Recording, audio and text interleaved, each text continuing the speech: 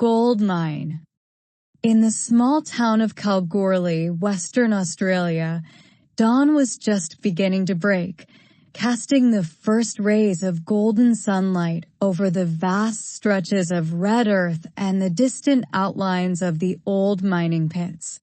The sky shifted from inky black to deep purple, then to soft pink as the sun fought its way above the horizon. The air was cool, crisp, and tinged with the earthy scent of the desert. Nandar sat on the edge of her bed, her feet dangling just above the floor.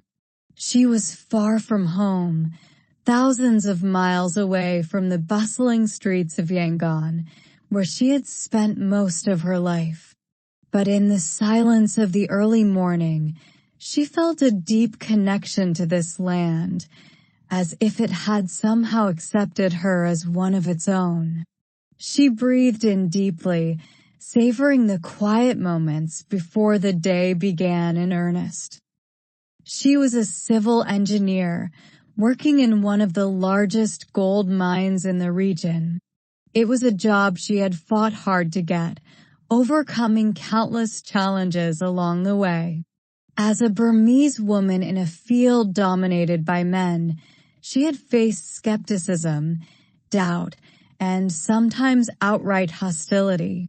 But she had proven herself time and again, her determination and skill earning her a place in this harsh, unforgiving landscape. Nandar had always been drawn to engineering. As a child, she would spend hours dismantling and reassembling anything she could get her hands on, from radios to clocks. Her father, a teacher, encouraged her curiosity, while her mother, a seamstress, instilled in her a sense of discipline and perseverance. But it wasn't easy growing up in Yangon, where opportunities were scarce and expectations rigid. Her journey to Australia had been one of both hope and sacrifice. She had left behind her family, her friends, and the familiar rhythms of life in Myanmar to pursue a dream she wasn't even sure would come true. But the moment she had stepped off the plane and felt the dry heat of the Australian outback, she had known she was where she was meant to be. She dressed quickly, pulling on her work clothes, sturdy boots, thick pants, and a high-visibility vest. She tied her long black hair into a tight braid, securing it with a rubber band. Her movements were efficient, practiced. She had done this every day for the past 3 years. She checked the clock on the wall, 4:30 a.m. Time to head out. As she stepped outside, the full majesty of the sunrise greeted her. The sky was now awash in shades of orange and gold, the clouds tinged with a soft pink hue. The air was still, the only sound the faint rustling of the wind through the sparse vegetation.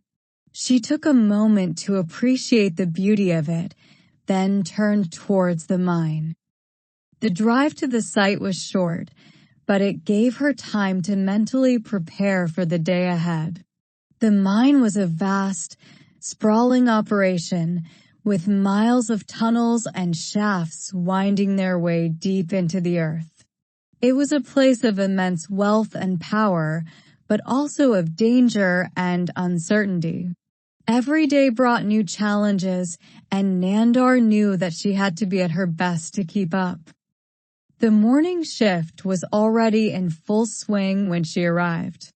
Workers in hard hats and reflective vests moved about with purpose, their faces set in expressions of concentration. The sound of machinery filled the air, a constant hum that was almost soothing in its familiarity. Nandar greeted her colleagues with a nod, then headed to the office to check the plans for the day. Her role as a civil engineer involved overseeing the construction and maintenance of the mine's infrastructure. It was demanding work, requiring a keen eye for detail and a deep understanding of the land they were working in. She had to balance the needs of the mine with the realities of the environment, ensuring that everything was done safely and efficiently. Today, they were working on reinforcing one of the older tunnels. It was a delicate operation, requiring precision and care. Nandar spent the next few hours poring over blueprints and discussing the plans with the team. She was meticulous, making sure every detail was accounted for. There was no room for error in a place like this. As the day wore on, the sun climbed higher in the sky, beating down on the earth with relentless intensity. Nandar could feel the sweat trickling down her back, her clothes sticking to her skin. But she barely noticed. She was too focused on the task at hand. The work was hard, but it was also deeply satisfying. She could see the progress they were making, each step bringing them closer to their goal. By the time the sun began to set, casting long shadows over the landscape, Nandar was exhausted but pleased with the day's work. The tunnel was reinforced, and the team had done an excellent job. She felt a deep sense of pride in what they had accomplished together. As she made her way back to the office to wrap up for the day, she noticed a group of workers gathered around one of the vehicles, their voices low and serious. Curious, she walked over to see what was going on. One of the workers, a tall man with a weathered face, looked up as she approached. "We've got a problem," he said, his voice gruff but tinged with concern. "There's been a collapse in one of the other tunnels." Nandar felt her heart skip a beat. A collapse was one of the worst things that could happen in a mine. It meant danger, injury, and potentially even death. She quickly asked for details and learned that a section of the tunnel they had worked on the previous week had given way. There were no injuries, but the situation was serious. Without hesitation, Nandar took charge. She ordered the team to gather the necessary equipment and head to the site of the collapse. She knew they had to act quickly to assess the damage and prevent any further incidents. The sun had already dipped below the horizon, leaving the sky a deep shade of blue. The temperature had dropped, the air now cool and sharp. As they reached the tunnel, the reality of the situation hit her. The collapse was worse than she had anticipated. A large section of the ceiling had caved in, blocking the tunnel and leaving a mess of debris in its wake. Nandar's mind raced as she assessed the damage, calculating the best way to stabilize the area. The night wore on as they worked tirelessly to secure the tunnel. Nandar was in her element, her mind sharp and focused despite the fatigue that weighed heavily on her. She directed the team with confidence, her voice calm and steady. They followed her lead without question, trusting her judgment implicitly. Hours passed, and the work was slow, painstaking. But finally, as the first light of dawn began to appear on the horizon, they managed to stabilize the tunnel. The collapse had been contained, and there was no further danger. Nandar breathed a sigh of relief, her body aching from the effort, but her spirit lifted by their success. As the sun rose once more, casting its golden light over the land, Nandar stood at the entrance of the tunnel, watching as the sky turned from pink to orange to brilliant blue.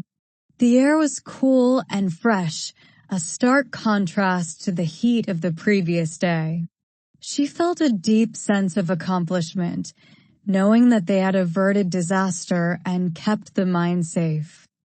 But more than that, She felt a connection to this place, to the land and the people she worked with. It was a connection born of hard work, determination, and a shared sense of purpose. She had come to Australia in search of a dream, and in this golden dawn, she knew she had found it.